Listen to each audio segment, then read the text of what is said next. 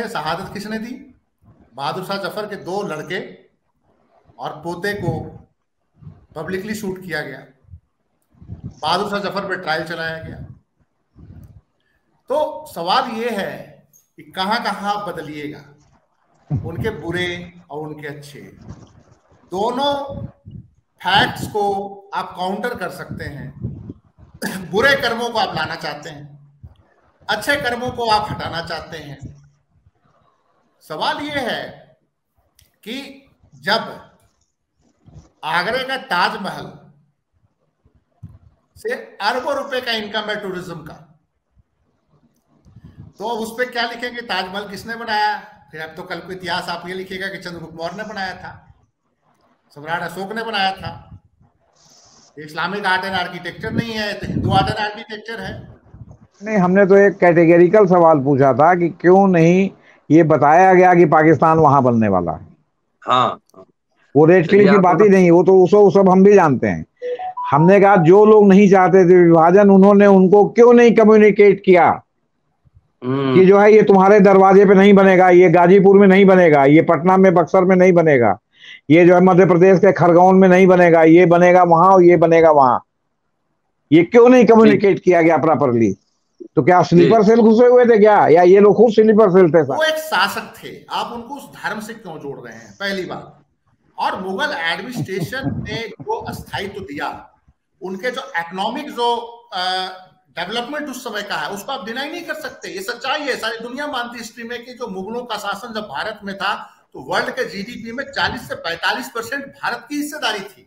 इस फैक्ट को आप कैसे इंकार कर सकते हैं? अगर इसको हटा भी देंगे तो उससे क्या होगा? आपके बच्चे ही इस देश की बहुत सारी चीजों को जानने से अनजान रहेंगे, पूरी दुनिया में वो कंपीट नहीं कर पाएंगे। दूसरी एक सबसे बड़ी बात है, आपने इतिहास की किताबों से हटा दिया। लाल किले का क्या करेंगे? ताजमहल का क्या करेंगे?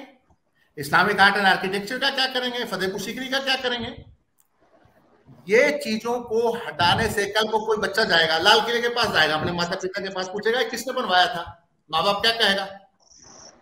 अब ये महज संयोग है या जानी बूझी कोशिश कि जहां भी भाजपा की सरकारें आती हैं और केंद्र में भी आ गई, तो वो जो है शिक्षा में जो है, अगर वो जो है उस सिस्टम में नहीं परिवर्तन कर सकती, तो सिस्टम में परिवर्तन के तो तमाम प्रयास फेल हो चुके हैं। सारी यशपाल कमेटी से लेके सारी कमेटी फेल हो चुकी है। सपुस्तक प्रणाली तक हो गई है कि साहब एक बार ये भी प्रयोग हुआ था, कम से कम यूपी में तो हुआ ही था कि आप किताब लेके इम्तहान देने बैठेंगे। मुगलों में सिर्फ दो ही ऐसे शासक हैं जिनका कब्र भी इस मुल्क से बाहर है, सिर्फ दो ही हैं, एक बाबर और एक जहांगीर। जहांगीर चूंकि जहांगीर का भी तो बहुत दिन बाद कब्र बाहर मान सकते हैं कि 1947 में पाकिस्तान बन गया, नहीं तो जहांगीर का कब्र भी ब्रिटिश इंडिया में भारत के अंदर ही था, और बाबर का कब्र जो है काबुल में है। जितने मुगल शासक थे इस देश के अंदर ही दफनाए गए। और आप ये देख लीजिए कि 1857 की जब क्रांति हुई तो अंग्रेजों ने सबसे ज्यादा अटैक उन्हीं पे किया, किसी राजे रजवाड़ों पे अटैक नहीं किया था जो देसी रियासतें थी। और समझ लीजिए कि क्योंकि उस समय सत्ता का जो फरमान या जनता सत्ता का प्रतीक दिल्ली को ही मानती थी, अंतिम बहादुर शाह जफर को ही शासक मानते थे और वहीं से फरमान लेते थे। और उसी फरमान के बाद अंग्रेजों के खिलाफ विद्रोह शुरू हुआ था, अंग्रेजों ने उनको समाप्त किया। शिक्षा को सरकारों ने अपने घर में रहने वाली पर्दा नशीन बहू जो है बना रखा है।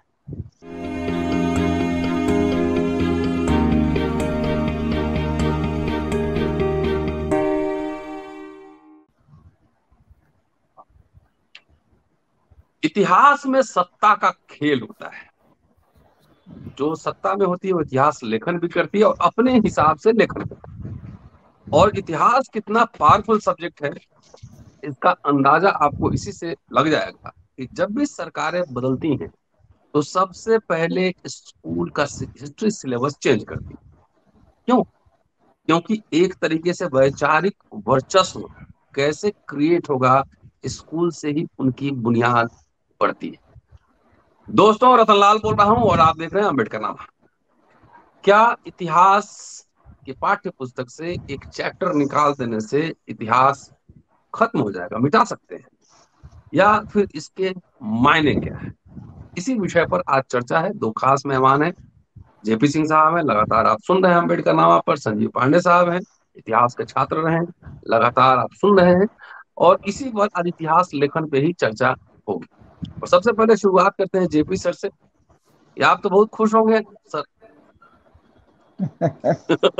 क्यों सर, इसमें खुशी की क्या बात है सर? देखिए, शिक्षा को सरकारों ने अपने घर में रहने वाली पर्दा नशीन बहू जो है बना रखा है। क्या? और जितना शिक्षा में प्रयोग करने की कोशिश हमारे यहाँ हुई है, उतना ना अमेरिका में ना इंग्लैंड में, और इंग्लैंड की में तो बिल्कुल नहीं, जहाँ से आपने सारी शिक्षा का जो है वो बिल्कुल आयात किया है। वरना आज़ादी के पहले आपकी क्या शिक्षा थी ये सबको सर्वविदित है। यहाँ भी जो यूनिवर्सिटी वगैरह बनी थी अंग्रेजों ने ही बनाई थी, किसी भारतीय ने नहीं यूनिवर्सिटी बनाई थी। आपने इतनी बार प्रयोग किया, कभी सपुस्तक प्रणाली लगाई, कभी जो है वो आपका क्या कहते हैं ये चेंज किया, तो कभी वो चेंज किया, तो कभी ये होगा कभी वो होगा, तो यशपाल कमेटी बनी, तो कौन कमेटी बनी, अंत में होते होते अंत में जो है मामला फिर वहीं आके अटक गया। और जो अंग्रेजों द्वारा बनाई गई शिक्षा पद्धति वो आपकी लगातार चल रही है। अब ये महज संयोग है या जानी बूझी कोशिश कि जहां भी भाजपा की सरकारें आती हैं और केंद्र में भी आ गई, तो वो जो है शिक्षा में जो है अगर वो जो है वो सिस्टम में नहीं परिवर्तन कर सकती, तो सिस्टम में परिवर्तन के तो तमाम प्रयास फेल हो चुके हैं। सारी यशपाल कमेटी से लेके सारी कमेटी फेल हो चुकी है। सपुस्तक प्रणाली तक हो गई है कि साहब एक बार ये भी प्रयोग हुआ था, कम से कम यूपी में तो हुआ ही था कि आप किताब लेके इम्तहान देने बैठेंगे, तो नकल के लिए भी अकल होनी चाहिए, तब नकल करेंगे, नहीं तो लिख देंगे कि इसके आगे पृष्ठ 67 पर देखें। ऐसा भी तब हुआ था, इसके आगे पृष्ठ 67 पर देखें, या इसके पहले अध्याय में जैसा बताया जा चुका है। आप अभी अध्याय का आंसर लिख रहे हैं कि आप जो इसके पहले अध्याय वाला जो टीचर जांचेगा वो पहले अध्याय में पढ़ के आवे तो आपकी कॉपी आगे जांचे। सब फेल होने के बाद अंत में वही सिस्टम है। कभी आपने जुलाई से अप्रैल मई तक जो है सिस्टम चलाया कि 6-7 मई को हम लोग जब छोटे छोटे थे तो विद्यालय बंद हो जाता था। फिर हम लोग थोड़ा बड़े होकर के जो विद्यालय वाले शिक्षा से थोड़ा ऊपर उठ गए तो 20 मई को बंद होने लगा। और अब जो है वो क्या कहते हैं अप्रैल से ही शुरू हो जा रहा है। फिर गर्मियों की छुट्टियां जो है वो आपके शिक्षा सत्र में ही शामिल हो गई हैं। तो आप जो है वो क्या कहते हैं जो अंग्रेजी स्कूलों का जो ICSE वगैरह का था हिसाब किताब उसमें आप शामिल हो गए। लेकिन गुणवत्ता में जो है क्या फर्क पड़ा, इसका आपने अभी तक श्वेत पत्र नहीं जारी किया कि आपने इतने जो है वो प्रयास किए तो इसमें क्या हुआ। फिर आप एक बात पर अड़ते नहीं हैं। मैं आपके माध्यम से राजनाथ सिंह से पूछना चाहता हूं, जो उत्तर प्रदेश के शिक्षा मंत्री हुए थे जब कल्याण सिंह की जो है पहली एब्सोल्यूट बीजेपी की सरकार उत्तर प्रदेश में बनी थी, जिसके अध्यक्षता में बाबरी मस्जिद का जो है वो शहादत हुई थी या विध्वंस हुआ था, जिसको आप जिस शब्द में भी कहना चाहें। इन्होंने वैदिक गणित शुरू किया था। ये शिक्षा मंत्री थे, इन्होंने वैदिक गणित शुरू किया था। वो वैदिक गणित इनकी सरकार जाने के बाद समाप्त हो गई और इसके बाद फिर जब इनकी सरकार आई, यहाँ तक ये जब मुख्यमंत्री बने तो वैदिक गणित कहाँ चला गया ये पता नहीं चला। और अभी केंद्र में मंत्री हैं, इनको तो भाई केंद्र सरकार को भी जो है अगर RSS के एजेंडे में वैदिक गणित था तो लागू करना चाहिए। वो वैदिक गणित आज तक नहीं है। अब प्रेमचंद को हटा करके आप गुलशन नंदा को पढ़वाना चाहते हैं। वर्दी वाला गुंडा जो है उसको उस पर आप जो है वो पढ़वाना चाहते हैं। तो वर्दी वाला गुंडा तो रोज ही जो है वो क्या कहते हैं आपके क्या कहते हैं समाज में सब लोग देख रहे हैं। आप तो बिना पढ़ाए अगर वर्दी वाले गुंडे पर लड़कों से आप जो है वो निबंध लिखवाएं तो देखिए कि वो जो है कितना बढ़िया निबंध लिख देंगे।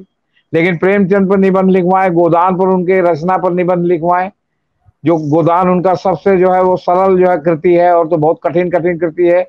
ऐसी कृति है कि जो आप पढ़ने लगिए तो आप 2 पन्ना पढ़ने के बाद आपको जो है वो उबाहट होने लगेगी, नींद आने लगेगी, इतना गरिष्ठ साहित्य है उनका। तो अब आप प्रेमचंद पर जो है तरजीह देंगे जो है उनको, आप फणीश्वर दास रेणु को नहीं पढ़वाएंगे, आप दूधनाथ सिंह को नहीं पढ़वाएंगे। अगर आधुनिक में ही पढ़वाना है तो आप काशीनाथ सिंह, दूधनाथ सिंह, इस तरह के जो है तमाम लोग, कमलेश्वर, इनको पढ़वाइए। तो आप सीधे जो है चले आए गुलशन नंदा पर, आपने बताना।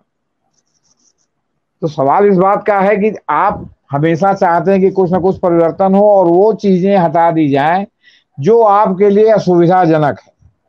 और फिर जब जब आपकी सरकार आती है तब तब ये सब प्रयास जो है आप करते हैं।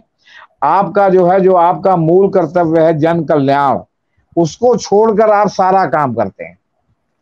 कितना सांप्रदायिक सौहार्द बिगड़ेगा, आपका स्कूल कॉलेज अस्पताल की जगह मंदिर बनेंगे, कहाँ कहाँ जो है मजार और जो है उसका जो है ध्वस्तीकरण होगा। आपका सब ये सब एजेंडा जो है मतलब एजेंडे में शामिल है। और आप अपराध मिटाने के नाम पर अगर जो है विरोधी विचारधारा के लोगों से जुड़े हुए अपराधी हैं तो उनको अपराध मिटाते हैं। हम ये नहीं कह रहे कि आप वो अपराध मत मिटाइए, लेकिन जो आपकी विचारधारा से जुड़े हुए एक से एक हिस्ट्री सीटर आपके साथ हैं, उनको मिटाने में जो है आपको क्यों शर्म लगती है? चीन चीन के क्यों आप जो है करने लगते हैं? तो सवाल है कि यही इसी तरह पढ़ाई में है, आप चीन चीन के सब्जेक्ट हटाने लगते हैं ताकि आपके लिए सुविधाजनक न हो। कोई ये ना पूछे कि सावरकर ने माफी क्यों मांगी थी। ये हमेशा से जो है वो क्या कहते हैं, आपका आजादी की लड़ाई में ये सर्वमान्य सिद्धांत था कि अगर किसी ने चाहे जितना बड़ा क्रांतिकारी हो, अगर उसने माफी मांगी तो उसके सारे व्यक्तित्व कृतित्व पर पानी फिर जाता था। फिर वो कोई जस्टिफिकेशन नहीं चलता था आपका जो है वो क्या कहते हैं पुराण और जो है महाभारत वाला कि साहब वो जो है वो रामचंद्र जी ने अहिल्या का जो है उद्धार किया और उनका ये किया क्योंकि जो है इंद्र ने आपका कौवा बन के और वो जो है वो उनका जो है अहिल्या का जो है वो सतीत्व लूट लिया था। इस तरह का कोई बहाना नहीं चलता। आपके विष्णु ने जो है जालंधर का वो जो है वो शिव जी को बचाने के लिए जो है जालंधर बन करके उसकी स्त्री के साथ उन्होंने बड़ा संग किया था। ये सब बातें सब जो पुराण उनकी गल्प वाली है उसको उसके तर्क को आज जो है अगर आप जो है उतार करके चीजों को बदलेंगे तो ये जो है संभव नहीं है। ये लोकतंत्र है और सूचना का विस्फोट हो गया है, कोई बात आपकी छुपेगी नहीं। जी संजीव जी जी बड़ा गंभीर बात बोले हैं जेपी सर, बताएं इतिहास लेखन में जो छेड़छाड़ हो रही है। देखिए, मेरे जहन में एक आम सवाल ये उठता है जब मैंने खबर पढ़ी कि 6ठी से 12वीं तक के जो कक्षा है उसमें एनसीईआरटी ने जो चैप्टर इतिहास में सोशियोलॉजी के भी सब्जेक्ट में हटाए हैं और कुछ इंपॉर्टेंट चैप्टर हटाए हैं, तो मेरा एक अहम सवाल तो और अहम मेरे दिल में 3-4 क्वेश्चन उठे कि पहली बात तो ये कि आखिर ये हटाने की जरूरत क्यों है, क्यों पड़ी आपको हटाने की जरूरत। और दूसरा प्रश्न ये उठा है कि क्या ये भारत के अंदर ही एक अलग कंट्राडिक्शन पैदा होगा एजुकेशन सिस्टम में कि अगर ये सीबीएसई के ही चैप्टर से सिर्फ हटाया जाएगा और बाकी राज्यों के जो बोर्ड हैं और आईसीएसई बोर्ड है कोई, अगर वहां से नहीं हटाया जाएगा तो 2 तरह के शिक्षा पद्धति बच्चे पढ़ेंगे। और थर्ड ये कि मैं ये बोलता हूं कि अगर आपको इतिहास के पन्नों में कहीं कुछ समस्या आ रही है तो आप उसको हटाना क्यों चाहते हैं? आप एक पैरेलल हिस्ट्री राइटिंग के थ्रू आप उसको सामने ला सकते हैं कि ये गलत है। आप उसी किताब के अंदर जो चीज लिखी गई है, चीजें जो चीज बताई गई है, उसको काउंटर करते हुए कुछ चीजों को जोड़ सकते हैं कि ये चीज ऐसा नहीं था, ये चीज ये है। अब सवाल ये है कि अगर आप मुगल कालीन एडमिनिस्ट्रेशन के चैप्टर्स हटा दिए हैं या मुगल काल से रिलेटेड और भी कुछ इंपॉर्टेंट चीजों को हटा दिए हैं तो उससे एक बात ये हो जाएगा कि कल का जो हमारे बच्चे हायर एजुकेशन के लिए, देखिए यहाँ से आप किसी एक बोर्ड से हटा देने से या 10वीं के 11वीं के हटा देने से क्या होगा, दुनिया से तो वो किताबें और जब इंडियन हिस्ट्री की जब राइटिंग हो रही है, इंडियन हिस्ट्री की जो किताबें लिखी गई है दुनिया में अलग अलग जगहों पे हिस्ट्री डिपार्टमेंट है, वहाँ पे इंडियन हिस्ट्री डिपार्टमेंट भी है, वहाँ पे एशियन स्टडी है, वहाँ पे निश्चित रूप से मुगल्स पढ़ाए जाते हैं, तो मुगल एडमिनिस्ट्रेशन की भी चर्चा होती है। तो हमारे बच्चे जब उस चीज को पढ़े ही नहीं होंगे तो कहाँ कम्पीट कर पाएंगे? मैं तो सिंपल मेरे अंदर एक सवाल ये है, अब जैसे देखिए देश के 28 राज्यों के अपने अपने बोर्ड हैं, एजुकेशन बोर्ड हैं, क्या सारों ने उस चैप्टर को हटा दिया? क्या आईसीएसई ने हटा दिया? आईसीएसई तो सीबीएसई जो एनसीईआरटी किताबों से ज्यादा डिटेल में मुगल एडमिनिस्ट्रेशन और जो और भी तमाम इंडिया की जो हिस्ट्री है उसको उसमें पढ़ाया जाता है। सवाल ये है कि इसको हटा देने से, मुगल एडमिनिस्ट्रेशन के हटा देने से वो सच्चाई तो हट नहीं सकती। ठीक है, आपके अंदर हो सकता है कि एक भावना हो कि मुसलमानों ने, मुस्लिम आक्रमणकारियों ने आपको अटैक किया, आप गुलाम बने। तो देखिए, गुलाम बने, अटैक दुनिया भर में होता है, दुनिया भर में अलग अलग मुल्कों में अलग अलग जगहों पर अटैक हुआ है। कई अटैकर्स जो है वहीं के जाके उसी सोसाइटी में आत्मसात हो गए, वहीं शासक बन के वहीं गए, मर गए, वहीं खप गए। ऐसा तो है नहीं। माइग्रेशन एक इम्पॉर्टेंट प्रक्रिया है पूरी दुनिया में पिछले 4-5 हजार सालों से, और उसमें माइग्रेटर जो है अटैकर के रूप में भी आते हैं जो माइग्रेट करते हैं, और फिर उसके बाद एक नया शासन सिस्टम शुरू होता है। भारत में शक आए, हून आए, कुषाण आए, और उन्होंने स्थानीय शासकों को यहाँ हराया, फिर उन्होंने शासन किया। बहुत सारे लोग यहाँ की संस्कृति में, यहाँ के उसमें आत्मसात कर गए, और मुगल भी उसी में से थे। मुगलों में सिर्फ 2 ही ऐसे शासक हैं जिनका कब्र भी इस मुल्क से बाहर है। सिर्फ 2 ही हैं, एक बाबर और एक जहांगीर। चूंकि जहांगीर का भी तो बहुत दिन बाद कब्र बाहर मान सकते हैं कि 1947 में पाकिस्तान बन गया, नहीं तो जहांगीर का कब्र भी ब्रिटिश इंडिया में भारत के अंदर ही था, और बाबर का कब्र जो है काबुल में है। जितने मुगल शासक थे इस देश के अंदर ही दफनाए गए। और आप ये देख लीजिए कि 1857 की जब क्रांति हुई तो अंग्रेजों ने सबसे ज्यादा अटैक उन्हीं पे किया, किसी राजे रजवाड़ों पे अटैक नहीं किया था जो देसी रियासतें थी। और समझ लीजिए कि क्योंकि उस समय सत्ता का जो फरमान या जनता सत्ता का प्रतीक दिल्ली को ही मानती थी, अंतिम बहादुर शाह जफर को ही शासक मानते थे और वहीं से फरमान लेते थे, और उसी फरमान के बाद अंग्रेजों के खिलाफ विद्रोह शुरू हुआ था। अंग्रेजों ने उनको समाप्त किया। आज मुगलों के कोई वंश नहीं है, ना उनका परिवार है, ना उनके किसी परिवार या वंशज के सुनने होंगे कि उनके बहुत बड़े बड़े कोई किले हैं और उनका उसमें उन्होंने होटल बनाया है और उस होटल से उनका कोई इनकम हो रहा है।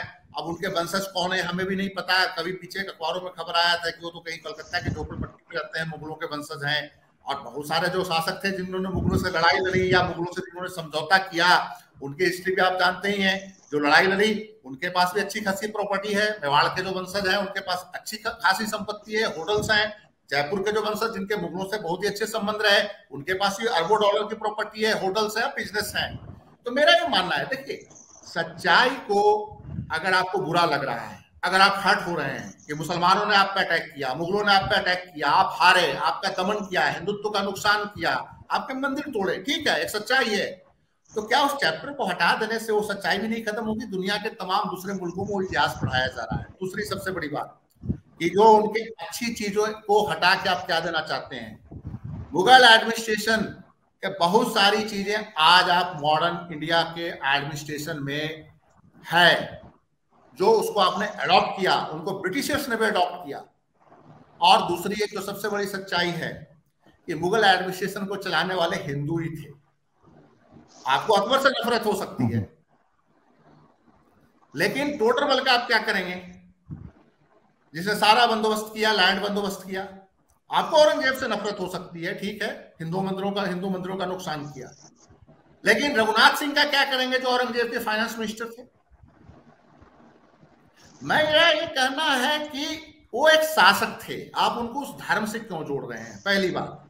और मुगल एडमिनिस्ट्रेशन ने जो स्थायित्व दिया, उनके जो इकोनॉमिक जो डेवलपमेंट उस समय का है, उसको आप डिनाई नहीं कर सकते। ये सच्चाई है, सारी दुनिया मानती है हिस्ट्री में कि जो मुगलों का शासन जब भारत में था तो वर्ल्ड के जीडीपी में 40 से 45% भारत की हिस्सेदारी थी। इस फैक्ट को आप कैसे इनकार कर सकते हैं? अगर इसको हटा भी देंगे तो उससे क्या होगा, आपके बच्चे ही इस देश की बहुत सारी चीजों को जानने से अनजान रहेंगे, पूरी दुनिया में वो कंपीट नहीं कर पाएंगे। दूसरी एक सबसे बड़ी बात है, आपने इतिहास की किताबों से हटा दिया। लाल किले का क्या करेंगे, ताजमहल का क्या करेंगे, इस्लामिक आर्ट एंड आर्किटेक्चर का क्या करेंगे, फतेहपुर सीकरी का क्या करेंगे?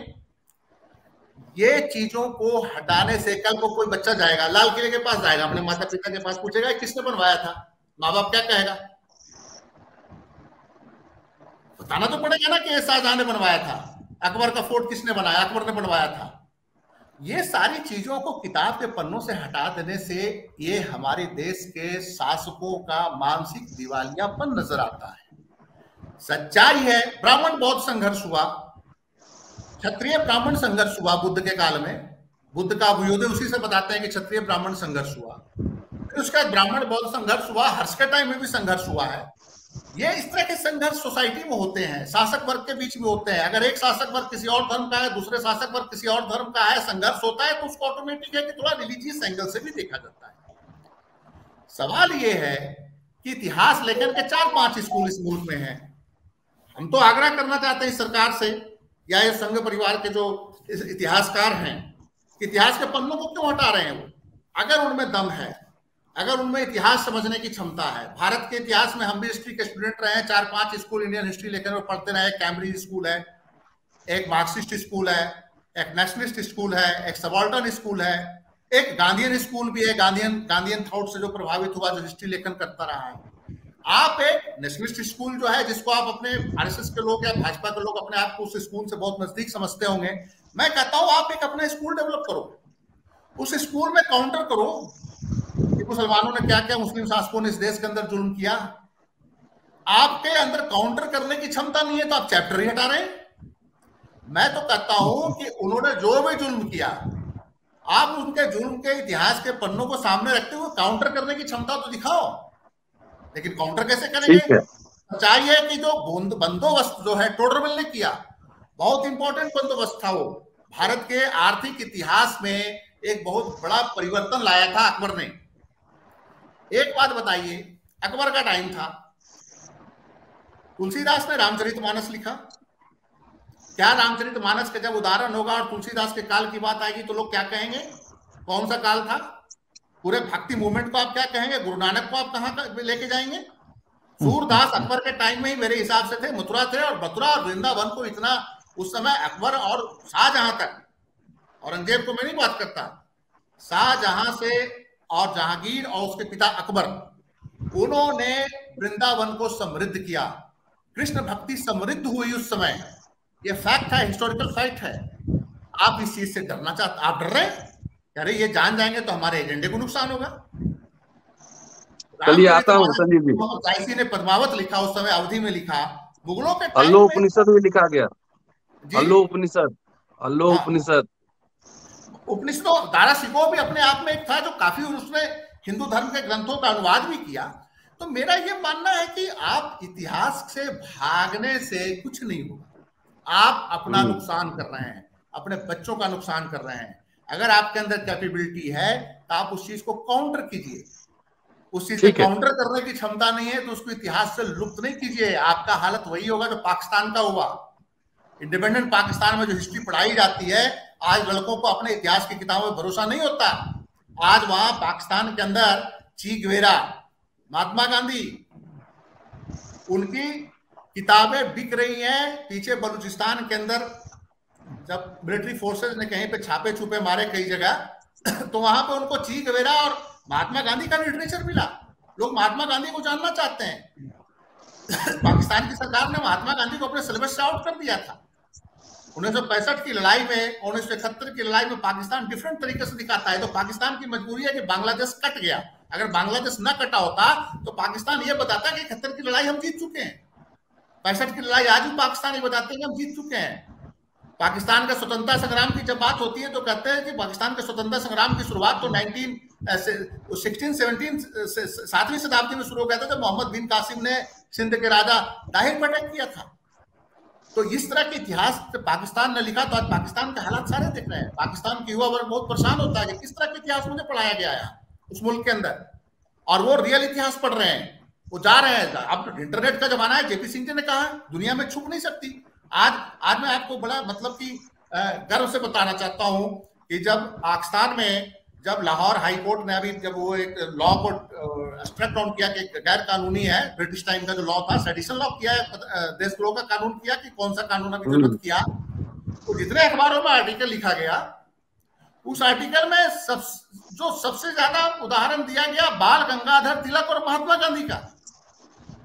डॉन अखबार में लिखा गया कि इस लॉ का सबसे ज्यादा बेजा इस्तेमाल स्वतंत्रता संग्राम के दौरान बाल गंगाधर तिलक और महात्मा गांधी के खिलाफ किया गया। और पाकिस्तानी जब स्टूडेंट्स जब ये पढ़ते हैं कि महात्मा गांधी कौन था, तो उनके सिलेबस में महात्मा गांधी को इंपॉर्टेंस ही नहीं है, बाल गंगाधर तिलक का इंपॉर्टेंस ही नहीं है। वो पूछ रहे हैं कि बाल गंगाधर तिलक कौन थे, ये महात्मा गांधी कौन थे। तो ये इस तरह का अपने ही पैर पे कुल्हाड़ी मारना, अपने बच्चों को ज्ञान से दूर रखना, इसका मतलब है कि आप चाहते हैं कि पूरा देश अनपढ़ रहे। आपके बच्चे बाहर पढ़े, विदेशों में पढ़े, कैम्ब्रिज में पढ़े, ऑक्सफोर्ड में पढ़े। भारतीय जनता पार्टी के तमाम नेताओं के बच्चे पढ़ रहे हैं बाहर में, अच्छी अच्छी यूनिवर्सिटियों में पढ़ रहे हैं। और यहाँ आम आदमी का बच्चा है वो पढ़े जिसका कोई उपयोगिता नहीं हो। इतिहास की किताबों को ही आप बदल देंगे तो इससे फायदा कुछ नहीं होगा। आप अपने जनता का और बहुसंख्यक हिंदू आबादी का नुकसान करने जा रहे हैं। ठीक है संजीव जी, जरा जी जेपी सर, क्या मुगल काल को हटा देंगे सिलेबस से तो बीरबल कहाँ जाएंगे? देखिए सर, हमारी बात को कुछ लोग बिलो दी बेल्ट में मान सकते हैं, लेकिन हकीकत अगर मैं बताऊंगा तो आपको तब समझ में आएगा कि क्या मामला है ये। जी बताएं बताएं। 700वीं शताब्दी के आसपास से मतलब मुसलमानों का भारत में आगमन हुआ, और मुगलों के बहुत पहले जो है आपका क्या कहते हैं कुतुबुद्दीन ऐबक, मैंने गुलाम वंश की सरकार थी, फिर खिलजी आया, इब्राहिम लोदी था, उसके बाद मुगल आए। तो मुगलों के जितना मतलब मुगल काल का विरोध जो है ये हमारी भारतीय जनता पार्टी और जनसंघ करता रहा है, या जो संघ परिवार करता रहा है, उतना इसके पहले वालों का विरोध क्यों नहीं हुआ? ये क्योंकि आप अगर पूरे उत्तर भारत में देखेंगे जी, तो आपको एक जो है कुतुब मीनार के अलावा मुस्लिमों का कोई खास जो है वो आपका मॉन्यूमेंट या कोई खास उनका स्ट्रक्चर या कोई मुगल कालीन स्थापत्य जैसा कहा जाता है वैसा मुस्लिम कालीन स्थापत्य या गुलाम वंश कालीन स्थापत्य जैसा कुछ नहीं दिखाई पड़ता। ये जो भी आपको आधुनिक किला, आधुनिक ताजमहल से लेके जो दिखाई पड़ता है वो सब जो है वो मुगल कालीन है, उसके पहले के जो है वो नहीं है। और जो दिल्ली में भी एक बहुत पुराना किला लोधी का बताया जाता है, जो तुगलक का जो बताया जाता है वो जो जीर्ण शीर्ण अवस्था में है, तो उसका स्ट्रक्चर आप देख लीजिए कि वो उसमें कोई भव्यता नाम की चीज नहीं। असल बिंदु यहां लेटा हुआ है कि औरंगजेब के यहां शिवाजी गए थे और निकल करके भागे थे जान बचाकर। तो क्यों गए थे वहां? शिवाजी हमारे नायक हैं, हम नायक बना के रखे हैं, और ये लगता है कि अगर उन्होंने औरंगजेब से माफी मांगने गए थे या ये गए थे तो ये हमारे अस्मिता पर जो है चोट होती है। लेकिन हकीकत से कितना दूर भागेंगे आप मुगल कालीन समय में, अकबर के समय में जो पूरे राजस्थान के राजाओं ने महाराणा प्रताप छोड़ के अपने अपने घर की बहू बेटियां कई पीढ़ी तक ब्याही थी, तो अगर मुगल कालीन बात रहेगी तो मुगल कालीन बात रहेगी तो ये भी बात रहेगी कि जो है वो किसकी किसकी बेटी और किसकी किसकी बहन अकबर से लेके जहांगीर से लेके सबसे ब्याही गई थी। तो अगर मुगल कालीन की बात नहीं होगी तो ये भी बात नहीं होगी। आप सर इतिहास के प्रोफेसर हैं, मैं नहीं जानता कि आप एंशिएंट हिस्ट्री पढ़ाते हैं कि मध्यकालीन इतिहास पढ़ाते हैं या आधुनिक इतिहास पढ़ाते हैं, लेकिन आप इतिहास के प्रोफेसर हैं, मैं आपसे पूछना चाहता हूं कि आजादी पर दुनिया भर की किताबें हिंदी अंग्रेजी में लिखी गई हैं, और ये लिखा गया है कि मुस्लिम लीग ने अपने इस अधिवेशन से पाकिस्तान की मांग उठाई थी।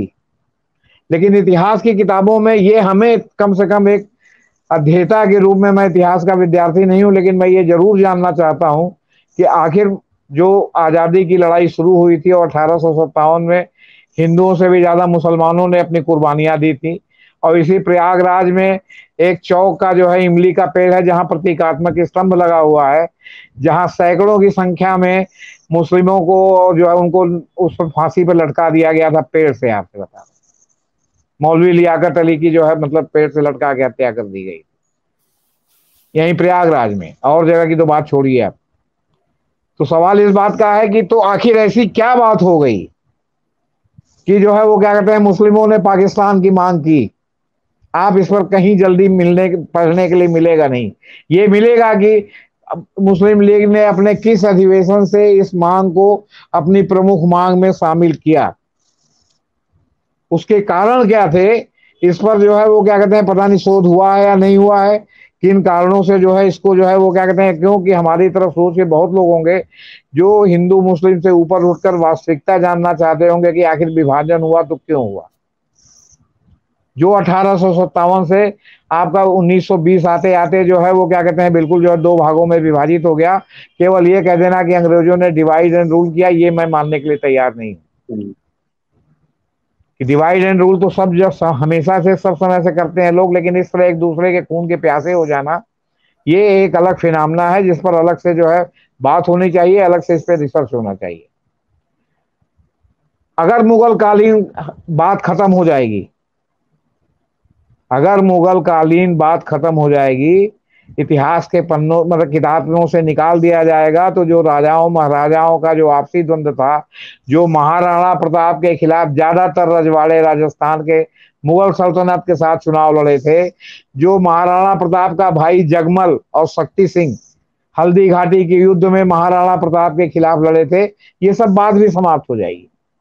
ऐसा मतलब मेरा व्यक्तिगत मानना है।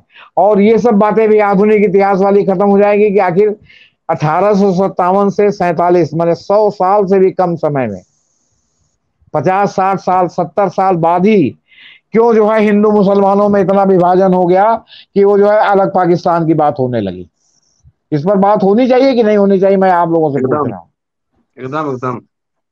तो सवाल इस बात का है कि इस परिवर्तन के पीछे आप इन बातों पर भी गौर कीजिए, और फिर जब अगर ये सब कैसे विभाजन हुआ गायब हो जाएगा, तो ये भी गायब हो जाएगा कि सावरकर ने कितनी बार माफी मांगी थी,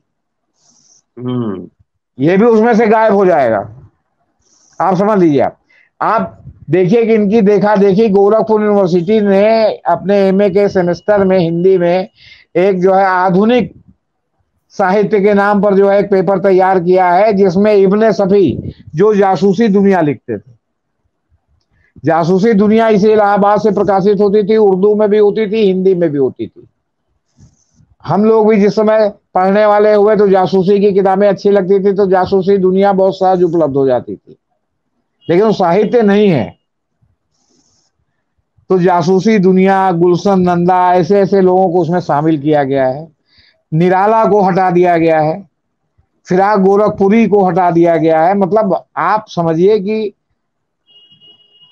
पतन की पराकाष्ठा पर हम जा रहे हैं आपसे बता, और आप अपने एक गलत को सही करने के लिए या क्रस करने के लिए, दबाने के लिए आप कितना बड़ा जो है सब मजाक कर रहे हैं। और फिर ये मजाक कर रहे हैं तो पहले आप बताइए कि वैदिक गणित कहां गया। उदाहरण लोग गोएबल्स का दे रहे हैं, हिटलर के मंत्री का, जिसने कहा था कि अगर 100 बार झूठ को बोला जाए तो वो सच हो जाता है। तो ये इसी स्थिति में हमारा देश चल रहा है, आपसे बता, हिटलर के एकदम पदचिन्हों पर हमारा देश चल रहा है। आपने कहा किस लोगों की मीटिंग बुलाई, किन जो है साहित्यकारों से बात की, जो स्टेक होल्डर है उनसे किससे बात की कि कौन सा पाठ्यक्रम में रखा जाए, कौन सा नहीं रखा जाए। अभी संजीव भाई ने बहुत विस्तार से बताया कि जो जितने तरह के हमारे यहाँ जो है शिक्षा पद्धति में जो परीक्षा लेने वाले सेंटर, उनका अलग अलग जो है कोर्स है। आप आज तक अंग्रेजी और हिंदी स्कूलों के उसको जो है पाठ्यक्रम को एक नहीं कर पाए। आज सारे लोग अंग्रेजी की ओर भाग रहे हैं, आप भी अंग्रेजी की ओर भाग रहे हैं, तमाम हिंदी हिंदी कहने के बावजूद। और आप अपने लड़कों को विदेशों में पढ़ा रहे हैं, और वो भी अंग्रेजी सिस्टम पढ़ा रहे हैं। मतलब जो ब्रिटिश सिस्टम है उसी से पूरा दुनिया का एजुकेशन चलता है। चीन के एजुकेशन के बारे में हमें नहीं मालूम, लेकिन आप चीन नहीं भेज रहे हैं, आप इंग्लैंड अमेरिका भेज रहे हैं, आप कैम्ब्रिज में भेज रहे हैं, आप हार्वर्ड में भेज रहे हैं, आप अमेरिका जो है आपका वाशिंगटन यूनिवर्सिटी में भेज रहे हैं, आप दूसरे जगह भेज रहे हैं। आप जो है मतलब हम चीन और रूस की बात नहीं कर रहे हैं, लेकिन कहने का मतलब है कि उसी सिस्टम में आप पढ़ने के लिए भेज रहे हैं।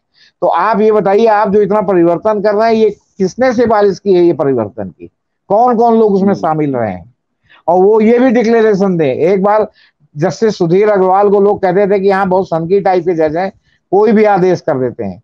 जस्टिस सुधीर अग्रवाल ने आदेश कर दिया था कि जितने नौकरशाह हैं और जितने सरकारी स्कूल में पढ़ाने वाले शिक्षक हैं, इनके बच्चे सरकारी स्कूल में पढ़ेंगे तभी उनको मान्यता मिलेगी।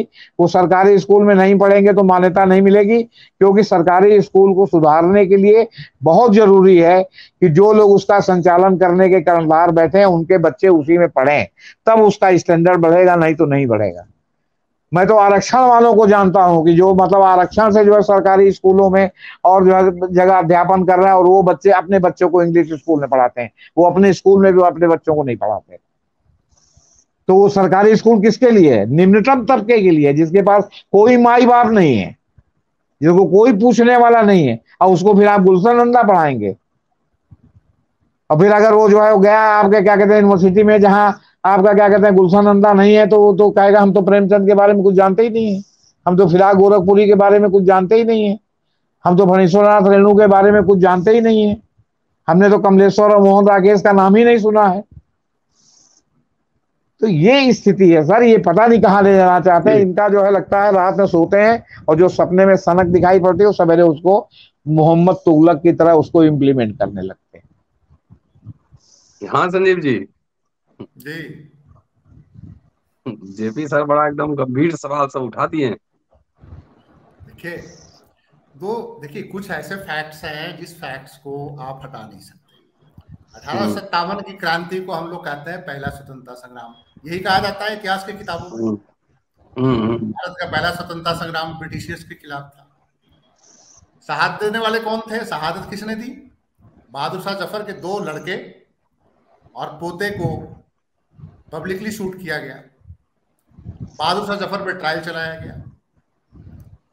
तो सवाल ये है कि कहां कहां बदलिएगा, उनके बुरे और उनके अच्छे दोनों फैक्ट्स को आप काउंटर कर सकते हैं। बुरे कर्मों को आप लाना चाहते हैं, अच्छे कर्मों को आप हटाना चाहते हैं। सवाल ये है कि जब आगरे का ताजमहल से अरबों रुपए का इनकम है टूरिज्म का, तो उस पर क्या लिखेंगे? ताजमहल किसने बनाया? फिर अब तो कल को इतिहास आप ये लिखिएगा कि चंद्रगुप्त मौर्य ने बनाया था, सम्राट अशोक ने बनाया था। इस्लामिक आर्ट एंड आर्किटेक्चर नहीं है तो हिंदू आर्ट एंड आर्किटेक्चर है। देखिए आपको जो उस समय के शासकों ने दिया है, उस शासकों के देने के बाद जो आपको आज भी जो उससे आय के साधन हैं,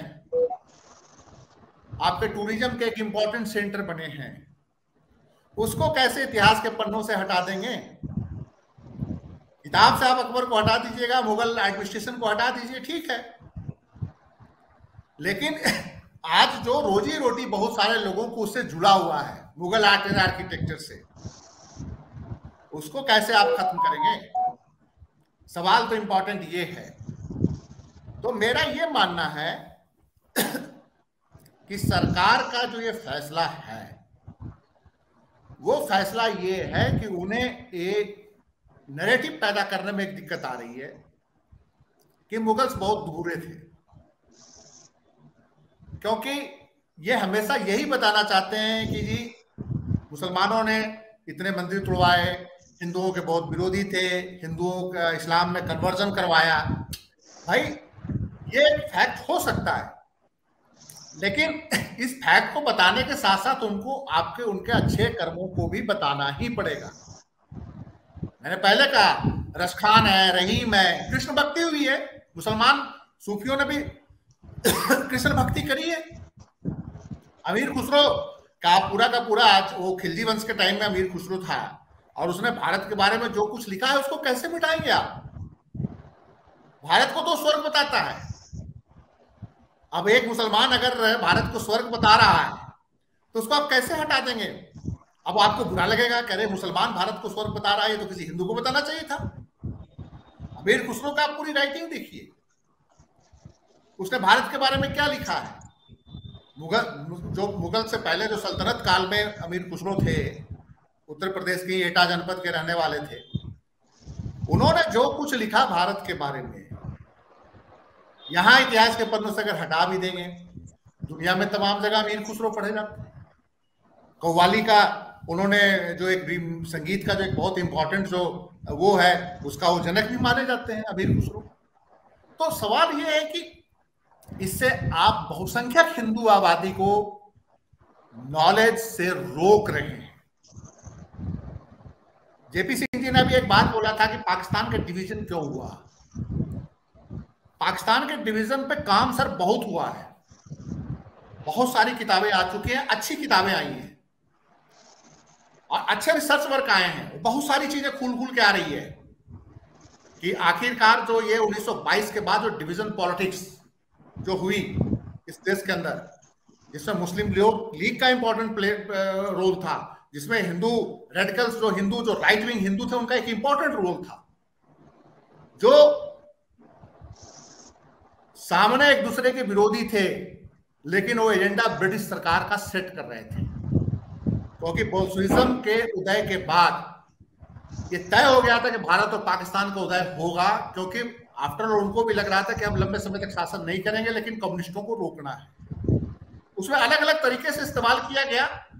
मुस्लिम जमींदार थे, वो उनका दिमाग शुरू से पाकिस्तान को लेकर था कि मुगलों का राज चला गया, तो ऐसे बड़े काम हुए हैं। क्रिस्टोफर ज़फरलैट ने भी पाकिस्तान में एक बहुत अच्छी किताब लिखी है, द डायनेमिक्स ऑफ पाकिस्तान। वो मैंने किताब पढ़ा है, पाकिस्तान डायनेमिक्स ऐसे कुछ है, बहुत अच्छा लिखा है कि कैसे ब्रिटिश इंडिया के अंदर पाकिस्तान की नींव रखी गई थी, और बड़ा रिसर्च बेस्ड है।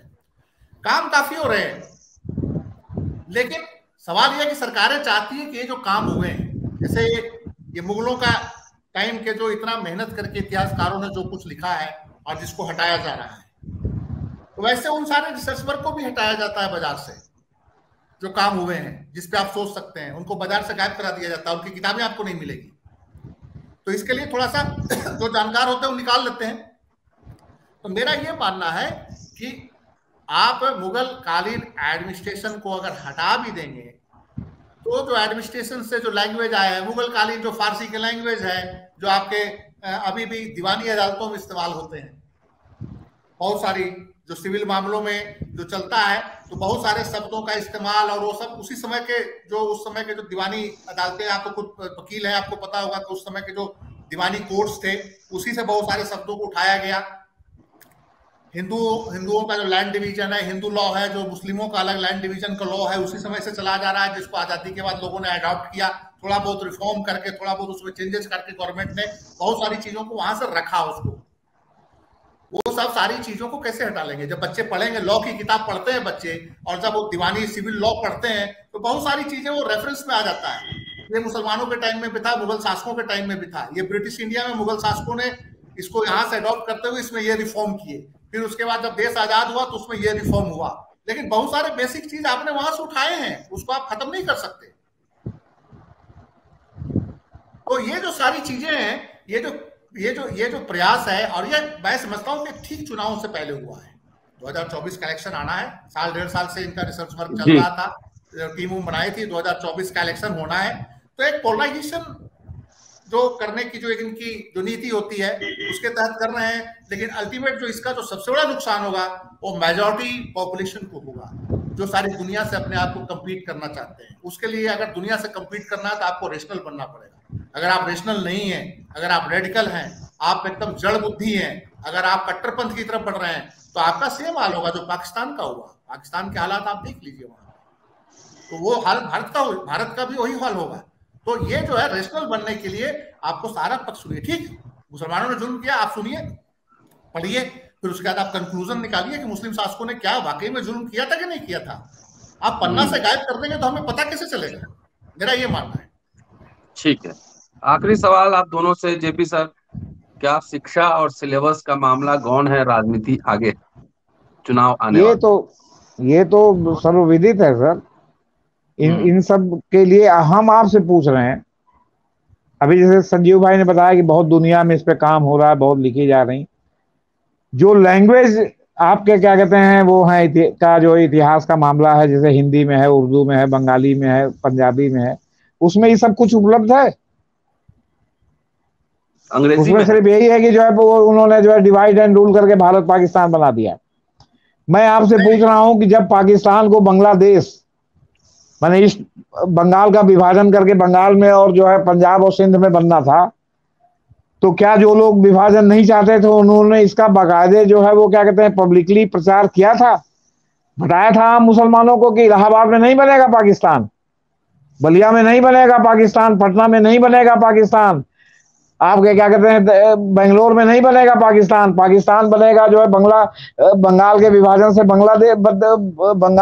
ईस्ट बंगाल में, और वो वेस्ट और जो है वो आपका क्या कहते हैं पंजाब सिंध में बनेगा। ये कहा था किसी ने? तो क्या उस समय भी स्लीपर सेल घुसा हुआ था ये इनके साथ क्या कहते हैं कांग्रेस के साथ जो विभाजन का विरोध कर रही थी? मतलब उसमें स्लीपर सेल घुसा हुआ था ना, जो इसने इसे प्रचार नहीं करने दिया। अगर मेरा मानना है, व्यक्तिगत रूप से मैं इतिहासकार नहीं हूं, लेकिन एक आम नागरिक के रूप में मैं जानता हूं कि अगर इनको बताया गया होता कि पाकिस्तान गाजीपुर के तुम्हारे दरवाजे पे नहीं बनेगा, पाकिस्तान वहां बनने जा रहा, तुमको वहां जाना पड़ेगा, वहां बंगाल में ईस्ट बंगाल हम लोग भले कहते हो वेस्ट बंगाल और ईस्ट बंगाल में जाकर के बनेगा, तुम्हारे दरवाजे पे नहीं बनेगा। तो हो सकता है कि पाकिस्तान ना बनता। इतना तो होने के बावजूद आखिर क्यों इतने मुसलमान यहां रह गए? क्योंकि तो सोचते थे कि पाकिस्तान हमारे दरवाजे पे बनेगा। और पाकिस्तान बना कहां और कहां, और यहां से भी गए तो अभी तक मुहाजिर कहे जाते हैं, और वहां से जो आए तो अब जो है वो सिंधी पंजाबी सब एक हो गए। नहीं, वो भी लोग पहले शरणार्थी कहे जाते थे। भारत ने तो उनको एक्सेप्ट कर लिया, लेकिन पाकिस्तान में अभी भी मुहाजिर ही है वो। तो कहने का तात्पर्य सिर्फ इतना है सर कि ये पूरी तरह राजनीति है, और हर राजनीति में स्वार्थ के तत्व जो है वो पूरी तरह से घुसे हुए हैं, और इनको किसी भी कीमत पर एहन केन प्रकार कोई भी हो राजनीति में, उसको सत्ता चाहिए। अभी मान लीजिए जो परिवर्तन हो रहा है, तो क्या ये जो दूसरी सरकार आने वाली है उसमें कोई पवार साहब टाइप का आदमी अगर आने वाली है, आती है, तो पवार साहब टाइप का आदमी नहीं खड़ा हो जाएगा कि नहीं जो उन्होंने कहा किया है वो बिल्कुल सही किया है? तो क्या कर लेंगे हम और आप बहस करने के अलावा? जी जी संजीव जी, राजनीति है विशुद्ध। देखिए वो जेपी सिंह जी क्या, मैं जो उन्होंने पाकिस्तान की जब पार्टीशन की बात करी, तो मैं एक बात बताना चाहता हूँ और उसको पढ़ सकते हैं कि जब रेडक्लिफ ने जब डिवीजन किया, तो रेडक्लिफ ने खुद अपनी गलतियां मानी भी है कि अगर वो ये गलती ना किए होते और बहुत जल्दीबाजी ना किए होते तो शायद इतना बड़ा खून खराबा नहीं होता। कि बिना सोचे समझे, बिना एरिया के घूमे रेडक्लिफ ने जो लाइन खींची थी दोनों मुल्कों को किस तरह से पार्टीशन कराना है, बहुत जल्दीबाजी में लाइन खींची गई थी। वो काफी डिटेल उस पर भी आ चुका है, रेडक्लिफ ने खुद भी लिखा है उसने क्या क्या गलतियां करी, और वो मान के गया था कि हमारी गलतियों के कारण ये बहुत बड़ा लंबा विवाद चलेगा। दूसरा जो सबसे बड़ी बात जो मेरा ये मानना है कि जो ये जो सिलेबस को हटाने का सिर्फ डिजाइन हिस्ट्री तक नहीं है, इस पे किसी और दिन भी हम लोग चर्चा कर लेंगे। सोशोलॉजी में भी 1-2 चैप्टर हटाए गए, बड़े इंपॉर्टेंट चैप्टर हटाए गए। उसमें एक पी साईनाथ का एक चैप्टर हटाया गया है सोशोलॉजी में, जिसमें पानी की प्रॉब्लम को लेकर पी साईनाथ ने से रिलेटेड जो एक चैप्टर था एनसीईआरटी की बुक में, जिसे पी साईनाथ ने कोई रिसर्च किया था, वो भी हटाया गया है। और निश्चित रूप से वो जो पानी का जो चैप्टर हटाया गया वो बहुत बड़ा कॉर्पोरेट डिजाइन है, जिसमें पानी को आने वाले टाइम में प्राइवेटाइज करने का प्लान है, जिसपे हम लोग आगे डिबेट कर सकते हैं कि इस ढंग से वो पहले से ही चाहते हैं कि बच्चों के दिमाग में न जाए कि इस देश में, मुल्क में गरीब लोग पानी से मर रहे हैं और अमीर लोगों के कंट्रोल में पानी चला जाएगा तो कल को कोई क्वेश्चन न उठे। एक बड़ा जिसपे अभी चर्चा नहीं हुई है, हिंदू अखबार ने इससे बहुत इंपॉर्टेंट आर्टिकल कर लिखा है, वो मैं अभी कर लेंगे उसको चर्चा। हाँ कर लेंगे। तो ये मेरा कहना है कि सिर्फ हिस्ट्री तक नहीं है ये मामला, बहुत सब्जेक्टों में एक गेम हो रहा है, और इसमें कॉर्पोरेट सेक्टर का भी गेम है, जो हमारे बच्चों को रेशनल नहीं बनने देना चाहते। हमारे बच्चों को बस वो चाहते हैं कि ये सड़कों पे घूमते रहें और जिंदाबाद मुर्दाबाद करते रहें, ये पढ़े लिखे नहीं। इनके बच्चे यूएस में पढ़े, और जो आम आदमी मिडिल क्लास का जो बच्चा है बस रैलियों और जुलूसों में भाग कर लेता रहे और हिंदू मुसलमान करता रहे। ये उस तरफ हमारे बच्चों को डाइवर्ट करना चाहते हैं, क्योंकि सीबीएसई के जो चैप्टर जो पढ़ाया जाता है स्कूलों में, उसमें काफी मिडिल क्लास के भी लड़के आते हैं और उसमें अच्छे घरों के भी बच्चे आते हैं। तो शायद उन बच्चों में भी कोई रेशनल बच्चा ना पैदा हो, रेशनलिटी पे वो बात ना करने लगे, इसलिए बहुत सारी इंपॉर्टेंट चीजों को हटाया गया है। ये बड़ा एक लंबा मुझे डिजाइन लग रहा है, जिसपे और भी कई फैक्टर्स को देखने की जरूरत है।